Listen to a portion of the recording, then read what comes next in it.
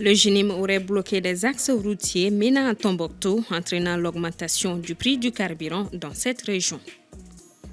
Dans la série de cette semaine, il est question de la diaspora malienne entre résilience et difficultés dans les pays d'accueil.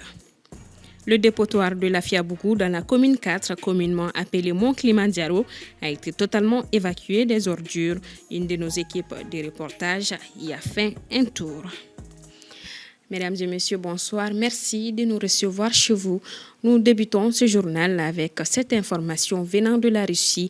Le patron du groupe paramilitaire Wagner, Yevgeny Prigojine, ferait partie des victimes après le crash d'un avion ce 23 août. Selon des agences de presse russes se référant à l'agence du transport aérien russe, le nom de Yevgeny Prigojine figure sur la liste des 10 passagers de cet avion devant relier Moscou à Saint-Pétersbourg. Nous y reviendrons dans nos prochaines éditions. Ici au Mali, dans la région de Tombouctou, où les GNIM auraient bloqué plusieurs axes routiers depuis la semaine dernière, le prix du carburant a augmenté. Aminata Keita nous fait le point. Depuis plusieurs jours, des terroristes ont imposé un blocus dans la région de Tombouctou.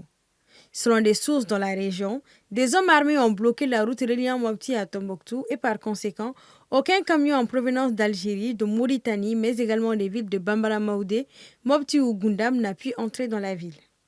Cette situation a laissé les transporteurs bloqués dans la région de Taoudéni. En ce qui concerne le transport collectif, il faut dire qu'il y a le bac qui fait traverser les véhicules de l'autre côté du fleuve. Ce bac-là a été saboté par ces mêmes bandits armés, donc cela complique la tâche. Heureusement que le bac a été récupéré par nos FAMA, est en train d'être réparé pour permettre à ces véhicules de la traverser et continuer vers Mopti et Sévaré. Voilà. Mais il y a l'autre voie, Goundam, la voie de Goundam, qui passe par Goundam, Direi, Niafunke, Léré, ainsi de suite, jusqu'à Mopti. Cette voie-là continue à être pratiquée par les transporteurs. Et il y a aussi les bateaux. Le grand bateau qui continue à venir, le petit bateau aussi continue à venir ici à Tombouctou et les marchandises rentrent à partir de ces deux bateaux-là, en quittant vers le sud. Face à la situation, les autorités administratives, religieuses et traditionnelles ont tenu des réunions afin de rassurer la population sur l'implication des FAMA dans la résolution du problème. Le blocus a fait grimper le prix du litre d'essence dans la région. Il y a des produits qui quittent l'Algérie pour venir ici à Tombouctou. Ces produits-là, généralement, c'est le lait, l'huile, c'est la farine. Il y a également le carburant, notamment l'essence. Alors, le lait, depuis quelques mois, est vendu à 50 000 francs. Cela n'a pas connu de changement. J'ai demandé tout de suite au marché, donc c'est toujours 50 000 francs. L'huile est vendue à 16 000, souvent c'est 17 000 francs. C'est seulement au niveau du carburant qu'il y a un peu de hausse, notamment chez les détaillants. On a le carburant, le litre à 1 100 francs, 1 200 francs chez certains. Et à la pompe, nous avons le litre à 830 francs, souvent à 850 francs. Donc cela dépend. Pour le moment, c'est seulement au niveau du carburant que nous sentons qu'il y a une hausse des prix. À noter que ces menaces coïncident avec le repositionnement sécuritaire en cours des FAMA dans la région. Selon notre source, les activités se poursuivent normalement dans la région. Sur une population d'environ 22 millions d'habitants, plus de 4 millions vivent à l'étranger. Dans une série que nous consacrons à la diaspora malienne, le premier épisode porte sur les conditions de vie dans les pays d'accueil. Soumaïla Fani. Dans la quête d'une meilleure qualité de vie ou d'opportunités académiques et professionnelles plus attrayantes, des hommes et des femmes de tous bords ont quitté le Mali pour plusieurs destinations. Ces Maliens, qui sont aujourd'hui dans presque tous les pays du monde, vivent dans des conditions diverses. Au Gabon, où je réside depuis plus de 35 ans d'ailleurs, il y a toujours forcément des petites frictions qui peuvent exister. Il y a aussi souvent les pays d'accueil qui font tout pour montrer aux autochtones que vraiment l'immigration est un problème.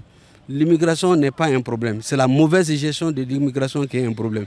Donc cela peut aboutir à des situations souvent que nous déplorons, notamment les grands refoulements et aussi, n'est-ce pas, des situations qui peuvent créer des incidents diplomatiques.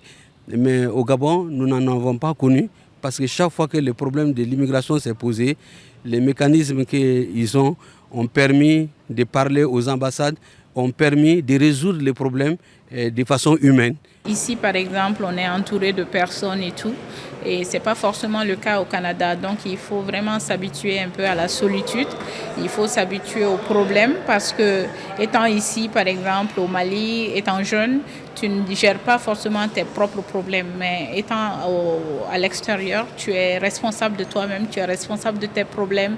Il y en a qui se trouvent confrontés à des problèmes d'argent, à des problèmes de santé physique et mentale, etc. Donc, il y a tous ces problèmes-là. Souvent aussi, il y en a qui ne s'adaptent pas vite au système scolaire. À l'Hexagone, où plus de 120 000 Maliens vivent actuellement, les tensions diplomatiques entre Bamako et Paris compliquent certaines démarches administratives. Oui, les Maliens, c'est un peu difficile pour nous. Parce que tout le monde sait qu'entre le Mali et la France, ça ne va pas. Donc ça joue sur les renouvellements des papiers, ça joue sur tous nos documents. Le Mali, avec une forte tradition migratoire, compte plus de 4 millions de personnes à l'étranger. Parmi eux, certains dont leurs droits sont mis en cause. Nous devons veiller à ce que leurs droits soient respectés. Je peux citer les cas particuliers d'un de nos compatriotes qui a été condamné à mort par erreur judiciaire en Mauritanie, M. Yaya Cissé. À présent, l'État du Mali n'arrive pas à solliciter l'État de la Mauritanie pour la simple réouverture de son procès.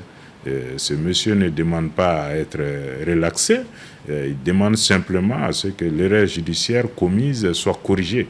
Parce que c'est une erreur judiciaire manifeste. Nous-mêmes, nous avons eu à analyser, à examiner son dossier. Donc il y a beaucoup de Maliens qui sont dans ces situations, qui se sentent abandonnés par leur État. Quand j'étais encore en fonction, j'ai tout fait. J'ai même rencontré le chef de l'État de l'époque pour essayer d'élargir sa libération. Mais malheureusement, rien n'a été fait. Et ça fait très mal que le garçon a presque perdu, en tout cas aujourd'hui, une dizaine d'années, je pourrais dire, en prison vraiment pour une cause qu'il continue à nier qu'il n'a jamais commise. Donc les Maliens sont nombreux à l'extérieur.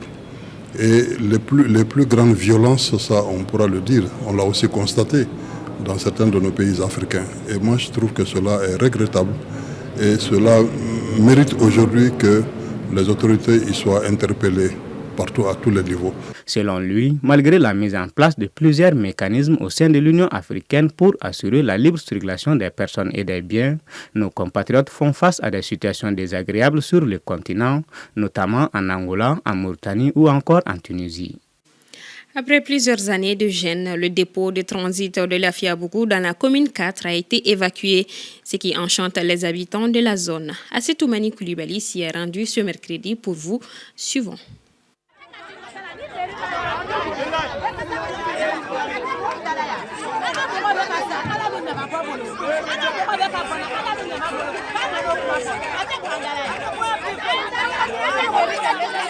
En avril dernier, l'ambiance était tout autre. Excédée par l'odeur pestilentielle du dépôt que beaucoup surnomment le Kilimandjaro, les habitants de la commune avaient une nouvelle fois exprimé leur douleur. Ce mercredi 23 août, la colère s'est muée en soulagement.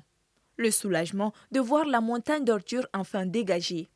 Wallahi nyama min cere sisa jarala ya jaranye mais an koni ba nyini famaw fe ni nyama in fileni ya kace ka boyanno uka nyina fa alaka makira kama ukana nyama were kan andala yanno nere ka kolon min fileni ala ni nyama boji min be jigi dugu jukora kana fa yanga jire cinya kolongono nyama ko aboni na bi se ka dabla an ka commune yɛrɛ kɔnɔ a bɛ janye kosɛbɛ yan famu parce que bi mɔgɔkɔrɔbaw bɛ ka caya quartier la denmisɛnninw ni maɲi mɔgɔ si ma a maɲi a bɛ an ka kaburudo da la wagati dɔw bɛ kɛ hali ka don kaburudo kɔnɔ problème do bon bɛɛ dun su bɛ don yan nɔ n'a fɔra ko bɛɛ bɛ don yan bɛɛ bɛ da yan ne mais yan sira in mɔgɔ si ka sira t'a la mɔgɔ si bi ala barika la ni ɲama kɔni bɔra an da la an b'a ala fo ɲama in kɛlen ka bɔ anw da la a kɛra k'i ye bamakɔ ni anw na ni maa min yɛrɛ b'i malo k'i bɛ samɛ k'i ye adamaden ye i tɛ sɔn ka ni ɲama in gɔnnen bilen k'e bɛna dɔ wɛrɛ k'a la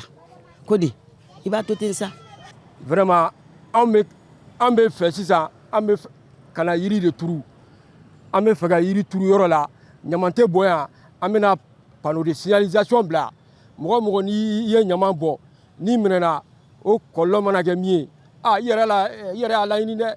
C'est une collaboration entre l'État et des partenaires qui ont permis d'arriver à ce résultat.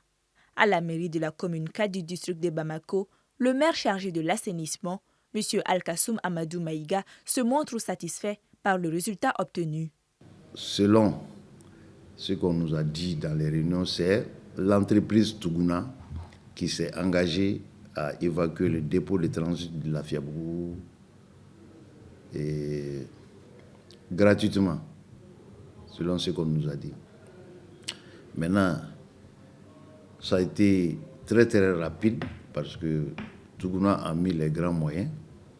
Donc on ne peut que remercier l'État et Tougouna en tant que dirigeant de la commune dont le dépôt de transit où le dépôt de transit existe, la Fiabou, et aussi pousser un ouf de soulagement. Les populations de la zone ne souhaitent plus de dépôt d'ordures. Pour y parvenir, des actions sont en cours. Des pétitions ont été lancées afin que cette visée devienne une réalité. Pour sa part, le maire reste sceptique. Il nous signale que c'est aux autorités maliennes d'en juger. Mais ça appartient à l'État de voir comment il faut faire pour que, si ça doit rester dépôt de transit, qu'est-ce qu'il faut? Si ça ne doit plus rester dépôt de transit, parce que tout compte fait, il faut un lieu quand même pour les ordures, pour déposer les ordures, sinon ça va rester dans les concessions. Et ça, c'est encore plus grave que ça s'amoncelle en colline. Le débordement des dépôts d'ordures entraînait des blocages de voies publiques et encombrait les usagers de la route, en plus des conséquences sanitaires et environnementales. Direction la Côte d'Ivoire. L'ancien chef de l'État ivoirien Laurent Gbagbo a affirmé hier mardi que redevenir président n'était plus une obsession pour lui, tout en laissant la porte ouverte à une candidature à la prochaine élection présidentielle en 2025. Pour l'heure, Laurent Gbagbo est radié des listes électorales et ne pourra pas voter aux élections locales du 2 septembre. M. Gbagbo annonce toutefois qu'il demandera après les élections locales et sénatoriales sa réinscription sur le listing électoral en réitérant qu'il fera la politique jusqu'à sa mort, un métier qu'il sait mieux pratiquer. Radié de la liste électorale à la suite d'une condamnation à 20 ans dans l'affaire de braquage de la BCEAO lors de la crise post-électorale de 2010-2011, il estime que c'est une décision injuste car, selon lui, il est innocent. On en parlait hier, le sommet des BRICS continue à Johannesburg. Plusieurs thématiques sont abordées tout au long de ce sommet, notamment la guerre en Ukraine. Djeneba Samaki. Les puissances des BRICS réunies à Johannesburg ont abordé la question de l'expansion du bloc, déterminante pour renforcer son influence mondiale. Outre, la guerre en Ukraine était au centre des débats.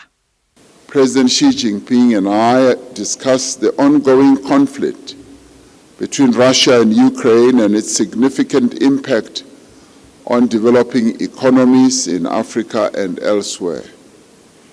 We both agreed on the importance of dialogue and negotiation between the two sides. Durant son intervention, le président du Brésil, Luiz Inácio Lula da Silva, a assuré que valoriser et renforcer le rôle des femmes dans la résolution des conflits deviendra de plus en plus essentiel pour un monde pacifique. Vladimir Poutine, sous le coup d'un mandat d'arrêt international lié à l'Ukraine, ne s'est exprimé lors du sommet que par message vidéo enregistré. Dans son message adressé aux dirigeants du groupe des BRICS, M. Poutine a déclaré que son pays expédierait jusqu'à 50 000 tonnes de céréales à 6 pays africains gratuitement, livraison comprise. Неоднократно говорил, что наша страна в состоянии заместить украинское зерно как на коммерческой основе, так и в виде безвозмездной помощи нуждающимся государствам. Тем более, что у нас в нынешнем году вновь ожидается отличный урожай. В качестве первого шага нами принято решение безвозмездно направить 6 африканским странам по 25-50 тысяч тонн зерна. Lors de ces premiers jours, la Chine, poids économique du groupe, a réaffirmé clairement sa position en faveur de l'expansion.